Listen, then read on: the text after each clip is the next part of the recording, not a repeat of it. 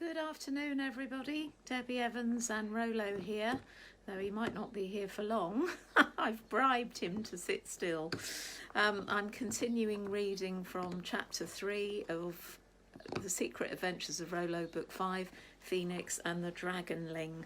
And if you remember, carrying on from yesterday's instalment, Rolo has met up with Phoenix and is trying to explain why they need her help. I explained what was needed, and Phoenix nodded wisely. Rolo, you're a very brave little dog. It was you who freed us from the clutches of the collector. Of course I will give up my tail feather to you, but I would ask you to think carefully of the consequences of what you're enabling this man Merlin to do. Is that worth taking the risk to release your friend? Knave's no friend of mine, but he doesn't deserve to be cruelly treated. I'd already made up my mind about the outcome of this moral dilemma. I looked to Yulia for confirmation. Athelstan did say to bring the corgi back at all costs because he is a bit of a loose cannon and we can't have him interfering in history and influencing events at will despite his royal status. Yes, there's only need for one time-travelling dog, laughed Jory.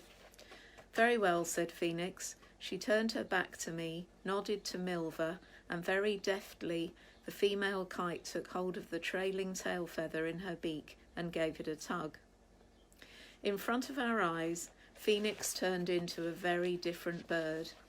The iridescent sheen and glorious colour disappeared at once. Instead, she resembled, well, a cross between a kingfisher and a jay.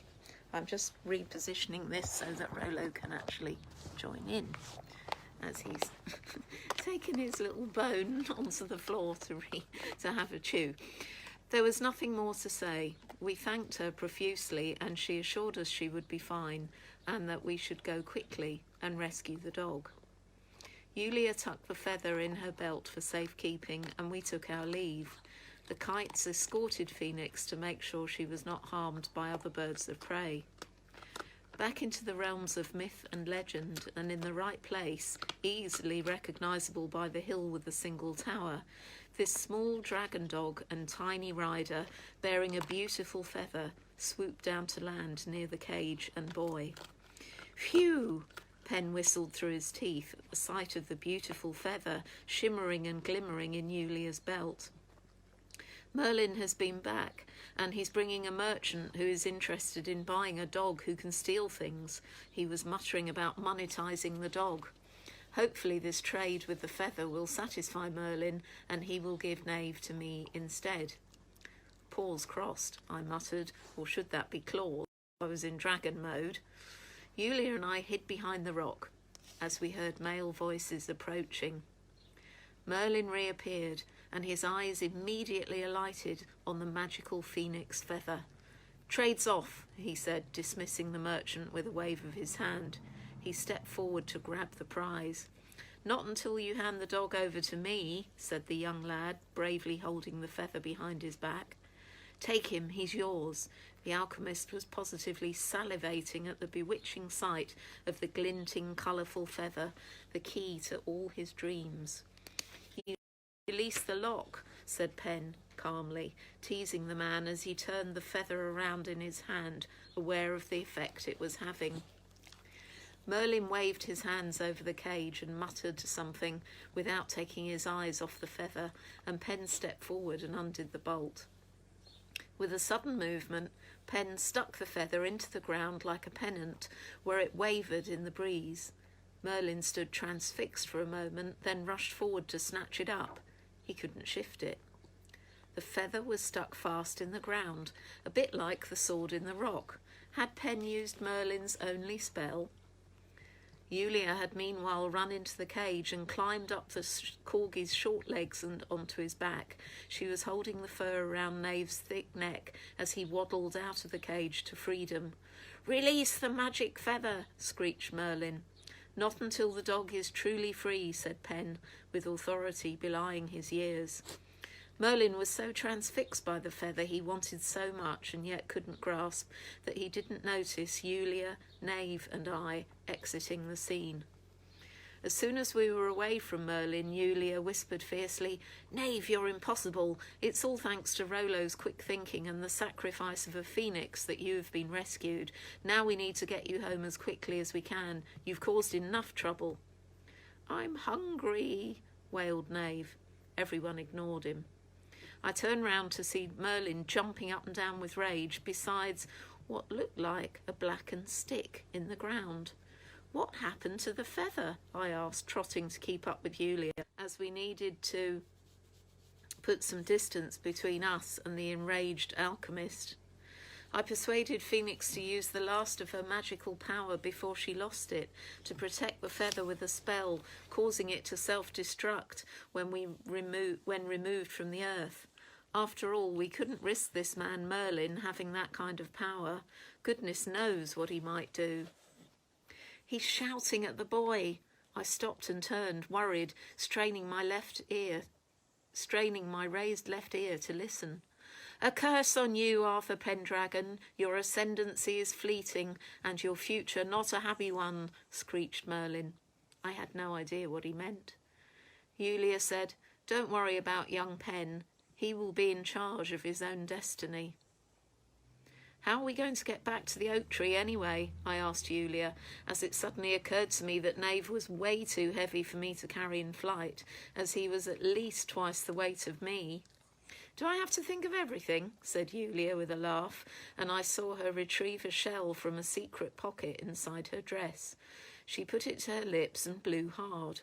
The shell produced a very high-pitched note. Instinctively I knew it could not be heard by humans. Out from the sky appeared Gwyn, Rydian, and an elaborate-looking cradle. I was amazed how strong the adolescent dragon had grown. The older red dragon and the younger one swooped down and landed by Yulia's feet, and we all helped strap the bewildered corgi into the contraption. Soon we were airborne. Luckily it wasn't far to fly to the tree. "Well done, CM," said Rydian in his gruff Welsh accent, using the name Jewel Dog that only he calls me, adding, "Athelstan sent urgent word of your mission, and we abandoned what we were doing, thinking you might need some help bringing the troublesome dog back. We had every faith you would find him." "Roro, that dog has got something round his neck," whispered Gwyn. "Quercius apertus," said Yulia, as we said goodbye to the dragons. They would make their own exit from this scene skywards. "So, Knave, why did you want to time travel, and what were you after?" I asked the subdued corgi as we emerged from inside the magnificent oak tree into Windsor Great Park under the blanket of night. "Magic green powder paint," the dog replied sulkily. "Copper arsenite? You mean arsenic?" Yulia piped up incredulously. "What on earth did you want that for?" "I heard them talking in the castle about Victorian wallpaper in urgent need of restoration, and I wanted to source some as they were having trouble," he replied sheepishly. "I just want to be useful and popular like you-know-who." This with a sideways glance at me. "Don't you know how dangerous that stuff is?" Yulia shrieked angrily. Well, if Knave didn't, neither did I. Yulia went on to explain that the Victorian craze for a vivid green colour in wallpaper, paint and fabric was achieved by using the ground-up mineral copper arsenite, now known to be a deadly poison. Knave and I were genuinely shocked. "What do you mean?" I asked, eager to learn. "Have you heard the expression, 'drop dead gorgeous'?" "Yes, but what's that got to do with copper arsenite?" I asked, giggling at the thought of copper bottom, which is what it sounded like to me. What Yulia replied wiped that smirk off my face. "Arsenic is highly poisonous," she said seriously. Society ladies were so obsessed with wearing fashionable bright green ball gowns in the late 19th century that they would willingly be tightly laced into the bright green silk clothes dyed with toxic mineral to achieve the desirable shade of green, all in the name of fashion, and wearers often died from the experience, hence the expression, "drop dead gorgeous."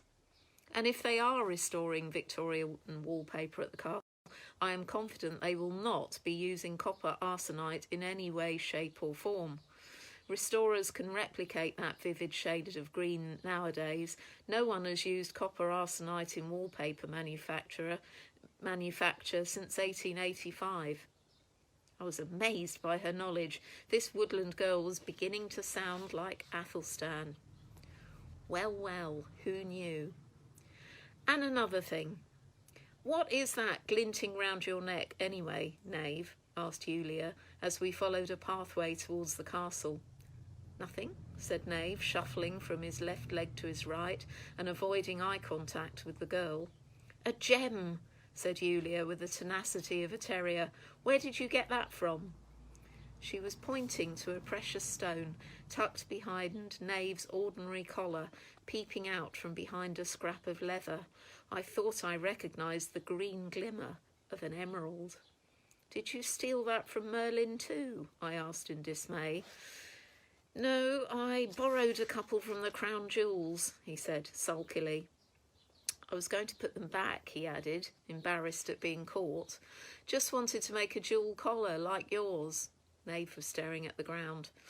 And to be able to time travel and visit myths and legends and stuff, he mumbled. Well, I will take care of that. Yulia plucked at the green jewel, sweeping it into her skirt pocket and reuniting it with the ruby she'd picked up from inside the tree. Her skirt bulged with the borrowed treasure. No wonder the tree let you in, she snorted.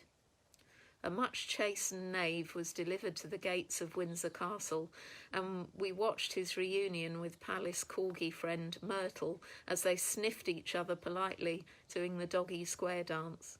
He meekly followed her to the gate of the castle, and I could hear him embellishing the story of his adventure to her, making himself sound heroic. Yulia tipped the jewels from her pocket onto a seating ledge in the wall near the guard room, where she trusted they would be found by the Queen's staff and returned to their rightful place. I flew Yulia home, still in dragon mode, straight along the M4 to Wiltshire.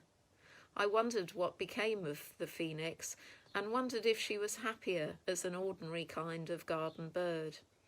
Now I'm waiting patiently for a summons to Buckingham Palace to humbly accept my reward for returning the runaway corgi. A DBE medal, perhaps, Dog of the British Empire, Sir Rolo. Waiting, patiently, still waiting. So that concludes that third chapter in the fifth book, Phoenix and the Dragonling, and I shall return, perhaps with Rolo, tomorrow at 2 p.m. with another story. Enjoy the rest of a wonderful sunny afternoon.